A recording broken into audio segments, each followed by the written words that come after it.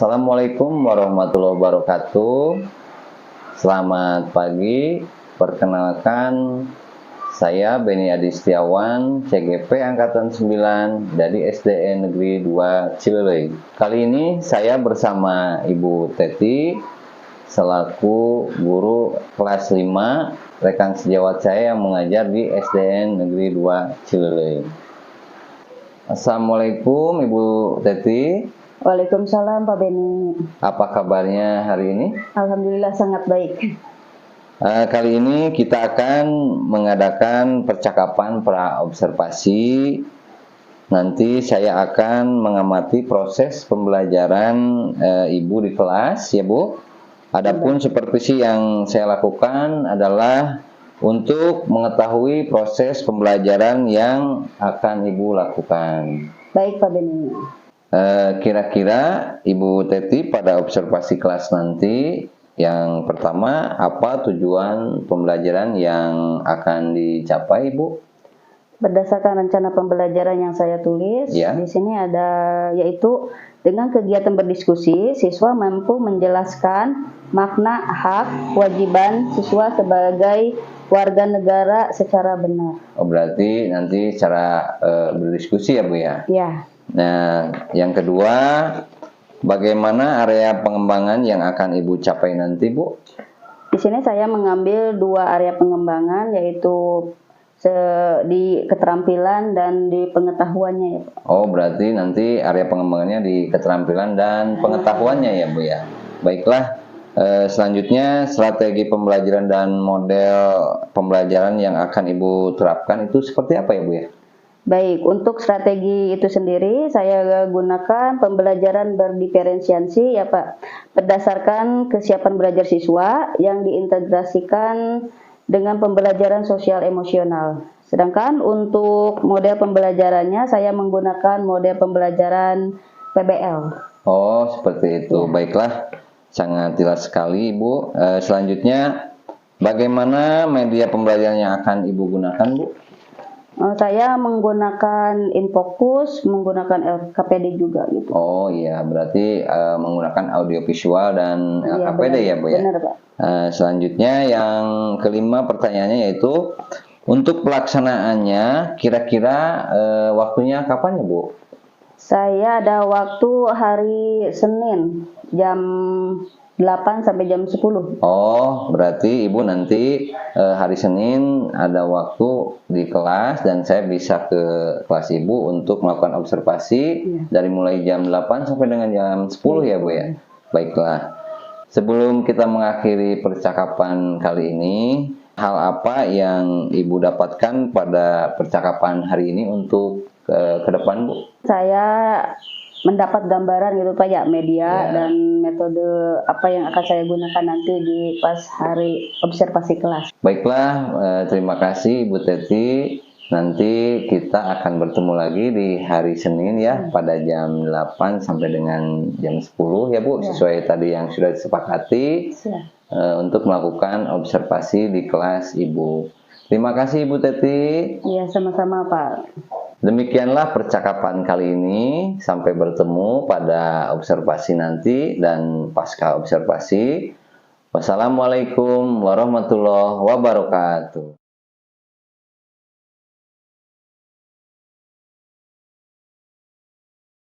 Bismillahirrahmanirrahim. Assalamualaikum warahmatullahi wabarakatuh.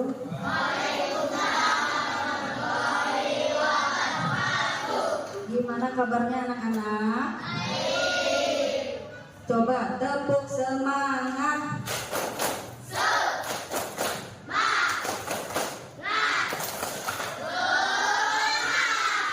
Terima kasih. Baiklah anak-anak, untuk pembelajaran hari ini.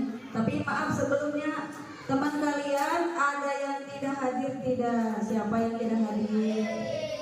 Hadir semua. Radit, kenapa Radit? Sakit ya? Siapa lagi? Alhamdulillah, coba Radit aja ya.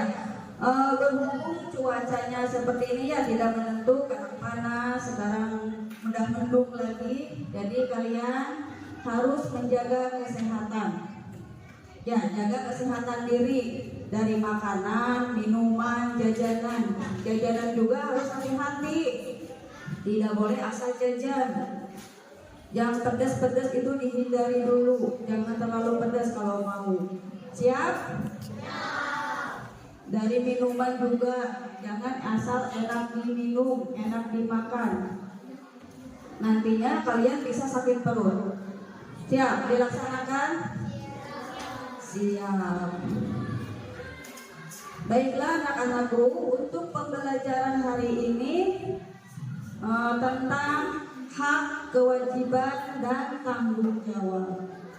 Kita perhatikan ke layar di depan. Ada hak, kewajiban, dan tanggung jawab. Kalian pasti tanda tanya atau bertanya-tanya, apa sih itu yang dimaksud dengan hak, apa tanggung jawab itu, dan apa sih kewajiban itu? Mungkin bertanya-tanya, ada yang tahu tidak hak?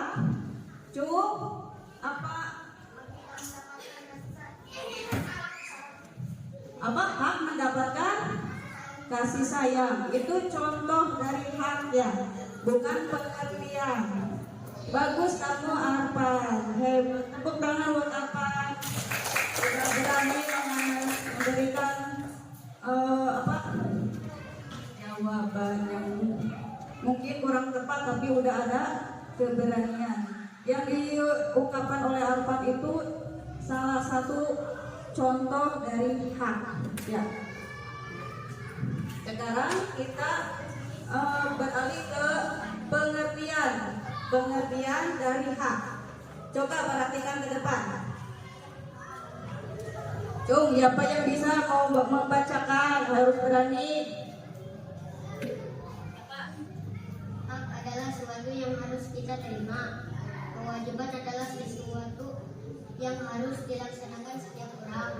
Sedangkan pengertian tanggung jawab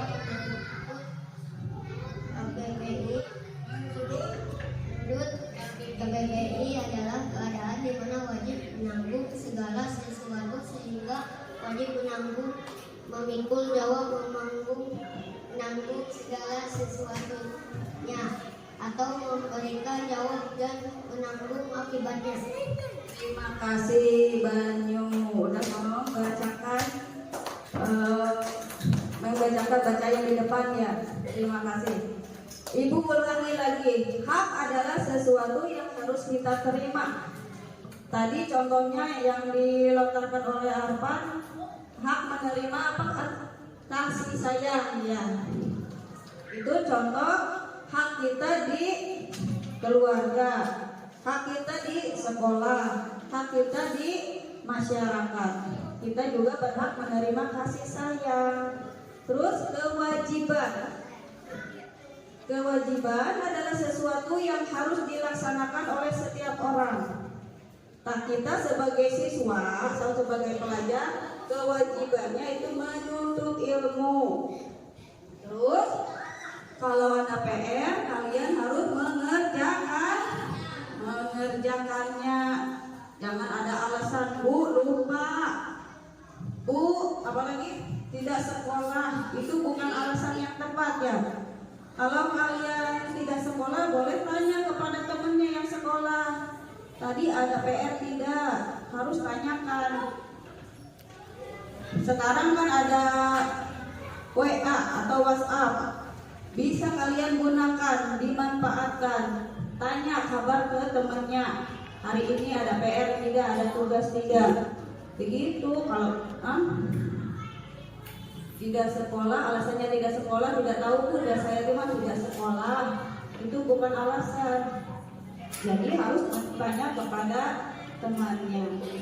Di sini pengertian tanggung jawab menurut KBBI itu Kamus Besar Bahasa Indonesia adalah keadaan di mana wajib menanggung segala sesuatu, hingga wajib menanggung, memikul jawab, menanggung segala sesuatu atau memberikan jawaban, dan menanggung akibatnya. itu. Jadi kalau kita tidak melaksanakan kewajiban maka ada konsekuensinya ya. Konsekuensinya itu tergantung dengan kesepakatan yang telah disepakati. Terus kita lanjut ke kita semua punya hak, kewajiban dan tanggung jawab sebagai warga masyarakat. Di sini, tahukah kamu hubungan antara hak, kewajiban dan tanggung jawab? Hubungan antara hak, kewajiban dan tanggung jawab. Hak, kewajiban dan tanggung jawab harus dilaksanakan secara seimbang. Antara hak dan kewajiban itu harus seimbang, sejalan. Jangan kita dituntut haknya aja, kewajibannya tidak. Kalau kewajibannya aja kita, contohnya kita kerja tanpa ada upah, itu kan dituntut kewajibannya saja. Hak kita untuk mendapatkan upah tidak, itu berarti tidak seimbang, tidak baik ya. Terus selanjutnya, kita tidak boleh menuntut hak jika belum melaksanakan kewajiban kita dengan penuh tanggung jawab. Kewajiban dan tanggung jawab harus kita laksanakan secara seimbang. Tadi kita harus kerja dulu baru mendapatkan upah. Jadi kita jangan dulu menuntut kalau kita tidak melaksanakan kewajibannya. Paham? Baik, terima kasih. Kita lanjut lagi ya. Ini ada hak anak dapat dikelompokkan menjadi 4 golongan, diantaranya hak kelangsungan hidup, hak perlindungan, hak tumbuh kembang, dan hak berpartisipasi. Itu kita bisa lihat di buku LKS tema 6 halaman 15. Nanti kalian punya bukunya masing-masing ya. Nanti dipelajari lebih lanjut.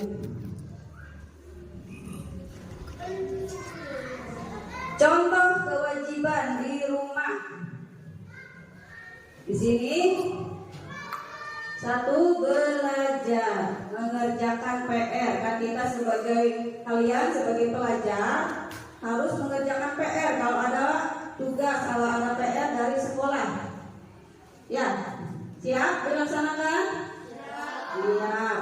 Kedua, membantu orang tua. Cung yang suka membantu orang tuanya di rumah.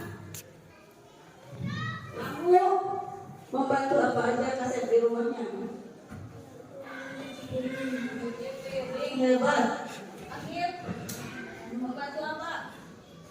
Jaga adik tuh, jaga adiknya, hebat. Si ini guru ngapain aja membantu orang tuanya? Nyapu halaman, nyapu di rumah. Iya, terima kasih. Nah, kalian udah dikasih uang jajan, jadi tidak boleh minta uang jajan dulu sebelum kalian melaksanakan kewajiban kalian di rumah. Tadi membantu orang tua, hari jajannya hayu minta wae. Melaksanakan tugasnya, kewajiban ke orang tuanya tidak, itu tidak baik ya. Siap membantu orang tua? Siap, terima kasih. Sekarang kewajiban kalian sebagai pelajar di sekolah. 1, mematuhi tata tertib sekolah. Apa aja tata tertib di sekolah? Siapa yang tahu? Apa aja? Iya, melaksanakan piket sesuai jadwal. Terus datang tepat waktu. Apa lagi? Belajar dengan sungguh-sungguh. 3, menjaga kebersihan sekolah. Nih, ibu tadi lihat masih ada sampah yang berserakan. Nanti kalian, tanggung jawab kalian sebagai warga lingkungan di sini di kelas 5 khususnya, kalau ada sampah sambil ini dibuang, ambil ya, dibuang ke tempat sampah. Itu kewajiban kalian di sekolah. Sekarang kewajiban kalian di masyarakat. Kalau kalian pulang dari sekolah, pasti kalian kembali ke lingkungan kalian. Lingkungan kalian itu ada ibu-ibu, bapak-bapak, semuanya itu adalah lingkungan rumah kalian. Jadi kalian sebagai warga masyarakat, kalau di luar sekolah, ya paham? Di sini ada kewajibannya menjaga kebersihan. Sama di warga masyarakat juga, kalian sebagai warga masyarakat harus menjaga lingkungan, menjaga kebersihan supaya lingkungannya bersih dan sehat. 2, menjaga keamanan dan kedamaian. Kalian jangan membuat rusuh dong hari itu baik di sekolahnya ya. Di masyarakat juga tidak boleh ribut, tidak boleh berantem, harus rukun dengan tetangganya. 3, saling menghormati dan menyayangi warga masyarakat. Nah, ke lebih atas, lebih tua kita menghormati, ke paling bawah, ke adik-adik kita menyayanginya. 4, saling membantu dan bergotong royong. Kalian suka melaksanakan atau ikut bergotong royong di masyarakat? Suka ikut tidak? Hah? Ada yang suka, ada yang tidak. Contohnya apa aja? Gotong royong ngapain? Membersihkan selokan, terus membersihkan masjid. Itu salah satunya ya. Kita lanjut.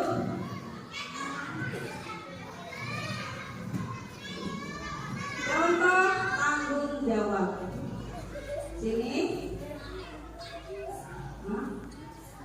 Tadi hak ya, haknya belum.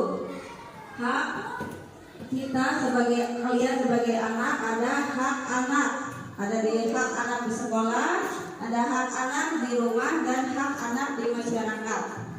Jadi kalian kalau di rumah, haknya 1, mendapatkan kasih sayang. 2, mendapatkan perlindungan. Kalian kan kalau malam atau ini di rumah, itu sebagai perlindungan dari orang tua ya. 3, hak untuk bermain. Ada dari kalian tidak boleh main sama orang tuanya? Tidak ada. Kalian pasti tidak disuruh juga. Kalian paling-paling malah ya main. Terus hak mendapat kesehatan. Sama orang tua kalian dikasih makanan yang sehat. Terus nomor 5, hak mendapatkan uang jajan. Ada dari kalian yang tidak dikasih uang jajan? Ibu yakin pasti kalian dikasih uang jajan. Ya, mau 2.000, mau 4.000, mau 6.000, itu harus disyukuri. Sekarang hak kalian sebagai pelajar di sekolah. Haknya yaitu mendapat pendidikan yang sama, jadi tidak dibeda-bedakan. Kalian satu kelas belajar bahasa Inggris semua, belajar PKN semua, tidak ada yang dibeda-bedakan. Ya. Terus mendapat kasih sayang dari guru. Kalian juga disayang seperti anak ibu sendiri, tidak dibeda-bedakan. Baik dari ibu sendiri sebagai wali kelas ataupun dari guru yang lainnya. 3, mendapat perlindungan. Nah, kan kalau kalian ada salah satu kalian yang bukan berantem ya, ada perselisihan, nanti kan dilerai oleh teman kalian atau oleh guru, didamaikan. Itu bentuk dari perlindungan. Yang selanjutnya, hak anak di di masyarakat. Tadi satu, mendapatkan perlindungan hukum. Dua, menikmati lingkungan bersih. Tiga, hidup tenang, aman, dan damai. Empat, bebas memilih, memeluk, dan menjalankan agama. Tidak dipaksakan ya. Terus sekarang ada tentang berbau-bau pemilihan umum, udah dekat. Tapi kalian mah belum waktunya untuk memilih. Mungkin orang tua kalian di luaran, di masyarakat lagi ramai-ramainya mau pencoblosan presiden. Ya, kalian ada yang tahu presidennya siapa aja yang calonnya? Anies, Prabowo, dan Ganjar. Hebat. Berarti pemahaman kalian udah good job. Terus mengembangkan budaya daerah. Mungkin kalian udah pernah di YouTube, kalian tahu tentang daerah kita di Jawa Barat. Apa aja kesenian dari Jawa Barat? Jaipong, iya, itu salah satu kesenian tradisional Jawa Barat. Selanjutnya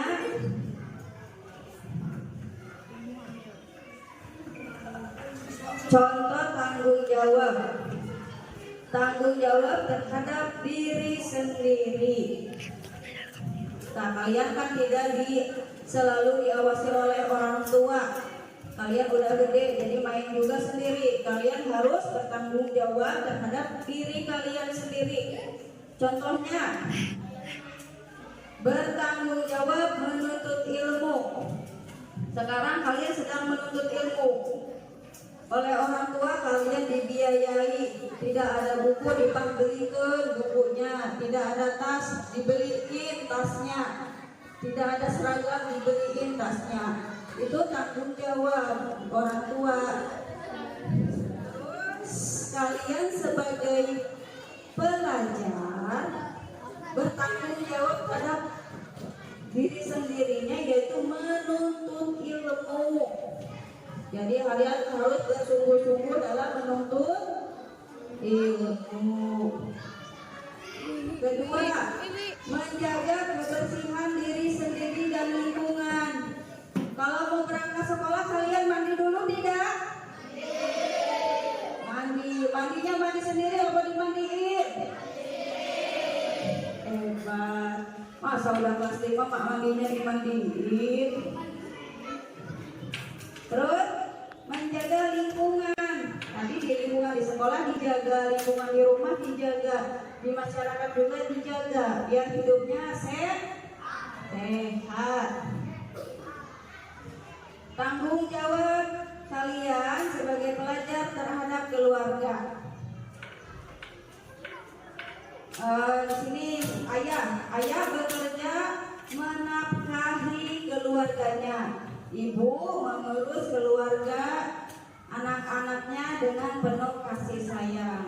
Mungkin itu mah bisa kalian rasakan sendiri ya di rumah masing-masing. Selanjutnya tanggung jawab terhadap masyarakat. Membuang sampah pada tempatnya, iya tadi ya. Mengikuti gotong royong, menciptakan kerukunan dalam masyarakat, menjaga persatuan dan kesatuan. Yang kelima, menciptakan lingkungan yang aman dan tertib. Itu tanggung jawab terhadap masyarakat. Selanjutnya, terima kasih kalian telah memperhatikan penjelasan ibu dari awal sampai akhir. Tapi untuk tindak lanjut selanjutnya, ibu akan memberikan pelatihan. Ini adalah LKPD-nya, lembar kerja peserta didik. Nanti kalian ini dibagi kelompok, kerjakan secara berkelompok. Nih, coba kerjakan ya secara berkelompok.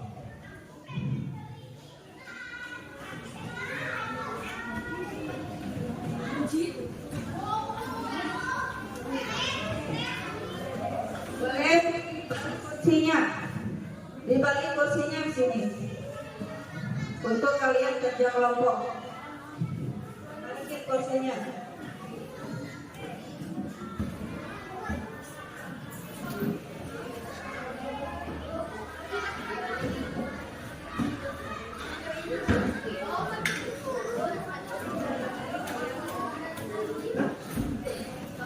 Anggotanya siapa aja ditulis. Adit sama ini di sini.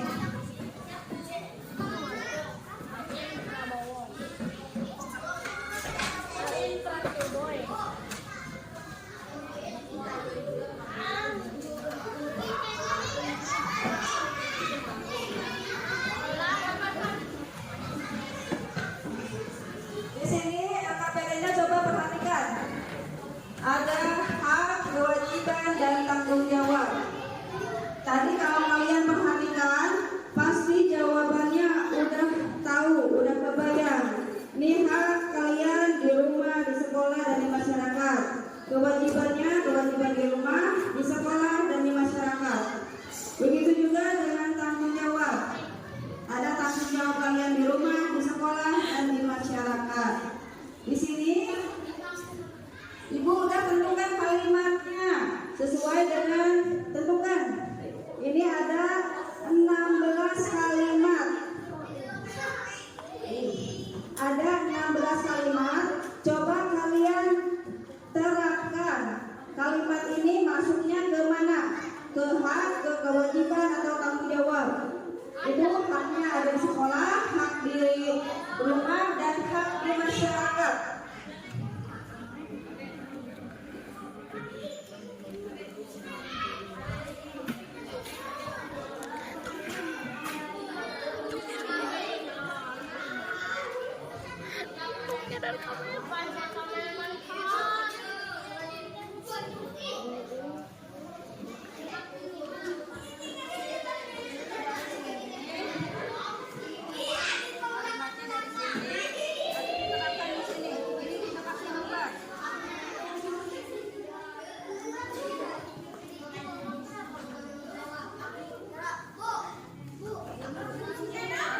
Ini kalimatnya pilih dari sini dari 16. Ini termasuk ke hak, kewajiban, atau tanggung jawab. Hak di rumah apa? Pilih. Hak di sekolah apa? Kewajibannya di masyarakat apa? Pilih juga dengan kewajiban dan tanggung jawab. Iya, kelompoknya ini ditulis.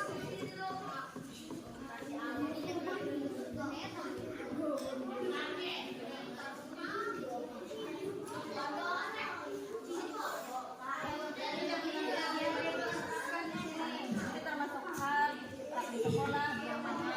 Jawabannya dijawab. Oh, berarti jawabannya dijawab.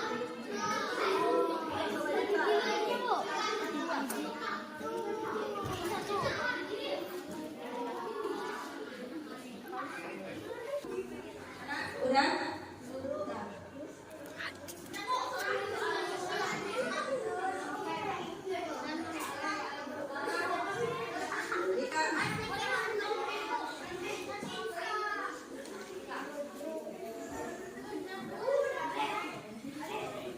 Baiklah anak-anakku, ini kalian KPD-nya udah beres, udah ada di Ibu.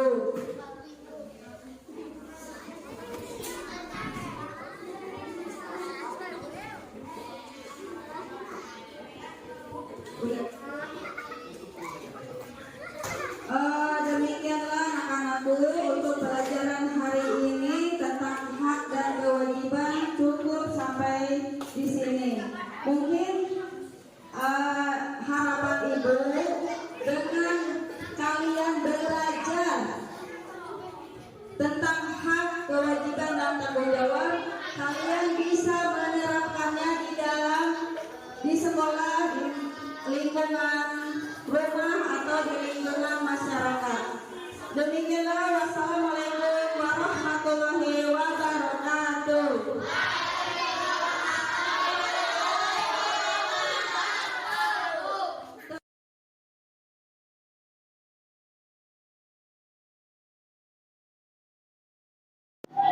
Assalamualaikum warahmatullahi wabarakatuh. Selamat pagi semuanya. bersama saya Beni Adi Setiawan, calon guru penggerak angkatan 9 dari SDN Negeri 2 Cilelei. Kali ini saya ditemani oleh Ibu Heni Herawati MPD selaku pengajar praktik dan Ibu Teti Sumiati selaku rekan sejawat yang mengajar di SD Negeri 2 Cilelei. Bagaimana kabarnya hari ini Ibu Teti? Alhamdulillah baik Pak. Gimana Pak? Bapak Beni juga baik? Alhamdulillah.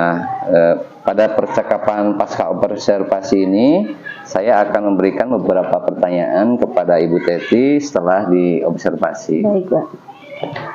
Untuk pertanyaan pertama, bagaimana perasaan Ibu setelah berjalannya kegiatan observasi kelas yang sudah dilakukan?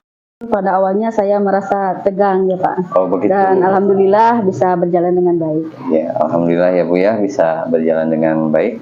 Selanjutnya Ibu, pertanyaannya, bisa Ibu ceritakan kembali Bu area pengembangan atau tahapan-tahapan pembelajaran apa yang sudah Ibu lakukan di dalam kelas?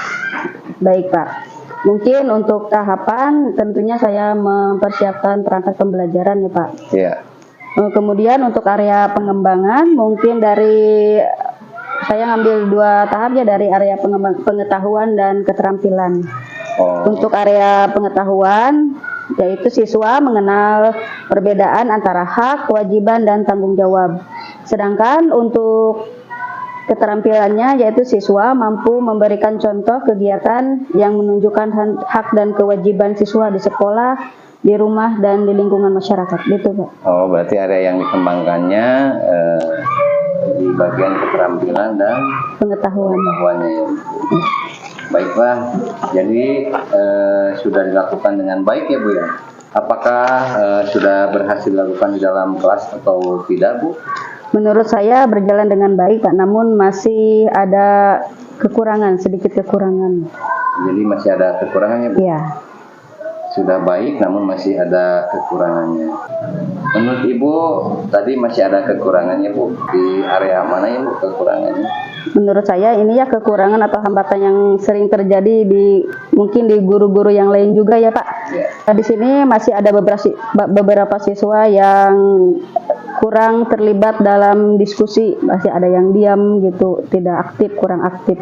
Oh, jadi itu ya Bu kekurangannya. Ya. Masih ada beberapa siswa yang kurang aktif. Mungkin hanya mengandalkan temannya seperti itu ya Bu ya? Iya Pak, ya. Betul sekali. Kira-kira mengapa hal itu bisa terjadi Bu? Dan kenapa mereka itu menjadi kurang aktif? Menurut saya mungkin dalam pembagian kelompok dengan jumlah yang sangat banyak ya, termasuknya terlalu banyak, tapi kelompoknya juga akan menggunakan pendekatan yang sesuai dengan minat anak-anak. Misalnya saya membagi kelompok berdasarkan daya belajar siswa.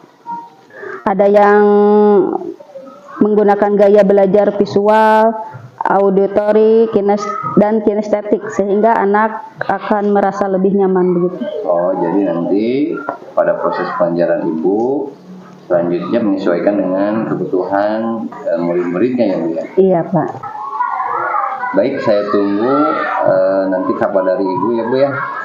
Apakah Ibu bisa merealisasikannya atau tidak, dan kira-kira kapan Ibu akan melakukan perubahan ke arah sana yang tadi Ibu sampaikan. Mungkin untuk waktunya belum ditentukan ya Pak, ya. Tapi insya Allah akan saya laksanakan secepatnya. Terima kasih Ibu atas jawaban-jawaban yang telah Ibu berikan pada percakapan kali ini. Mudah-mudahan ada kabar baik tentang rencana yang tadi Ibu sampaikan dan realisasinya akan lebih baik lagi ya Bu ya. Baik Pak.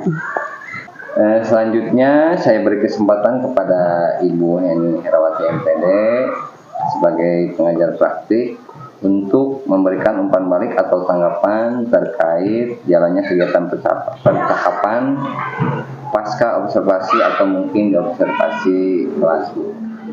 Baik, terima kasih Pak Beni dan Ibu Teti yang tadi telah melaksanakan proses coaching dengan sangat luar biasa. Tadi saya sudah mengamati proses coaching yang telah dilakukan itu sudah menunjukkan 3 prinsip coaching. Prinsip yang pertama yaitu kemitraan, yang kedua proses kreatif, dan yang ketiga yaitu memaksimalkan potensi. Adapun bisa saya rinci 3 prinsip itu, pertama kemitraan. Tadi Pak Beni sudah menunjukkan bahwa tujuannya itu ditetapkannya oleh rekan sejawatnya, bukan oleh Pak Beni. Kemudian Pak Beni juga tidak menggurui atau memberikan saran, nasihat kepada rekan sejawat. Kemudian tadi juga sudah menunjukkan proses kreatifnya, yaitu adanya percakapan 2 arah. Dan juga saling mendengarkan, kemudian mengulang dan merangkum perkataan rekan sejawat. Dan juga ada proses bertanya. Dan pertanyaan yang digunakannya itu merupakan pertanyaan yang menggali. Kemudian prinsip yang terakhir yaitu memaksimalkan potensi, yaitu percakapannya menghasilkan tindak lanjut yang konkret. Kemudian tindak lanjutnya konkret itu berasal dari rekan sejawatnya, bukan dari Pak Beninya.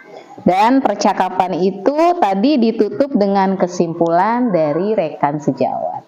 Jadi proses coaching ini sudah sangat sempurna menurut saya Pak Beni, ya, karena sudah menunjukkan 3 prinsip coaching tadi yang saya jelaskan. Terima kasih Pak Beni dan juga Bu Teti yang telah melaksanakan proses coaching pada hari ini. Baik, terima kasih Ibu atas umpan balik yang sudah Ibu berikan dan tanggapan-tanggapannya. Ya. Mudah-mudahan Ibu sehat selalu. Amin. Dan bahagia Ibu. Amin. Terima kasih Pak Beni. Doa yang terbaik juga buat Pak Beni dan juga Bu Teti ya. Semoga selalu tergerak, bergerak, dan menggerakkan. Baik, rangkaian kegiatan observasi akademik sudah selesai. Dimulai dari percakapan pra-observasi, observasi, dan pasca observasi. Saya ucapkan terima kasih sebanyak-banyaknya kepada Ibu Eni Herawati MPD selaku pengajar praktik dan kepada Ibu Teti Sumiati selaku rekan sejawat yang mengajar yaitu Nurul Ciluleuy. Saya akhiri dengan wassalamualaikum warahmatullahi wabarakatuh.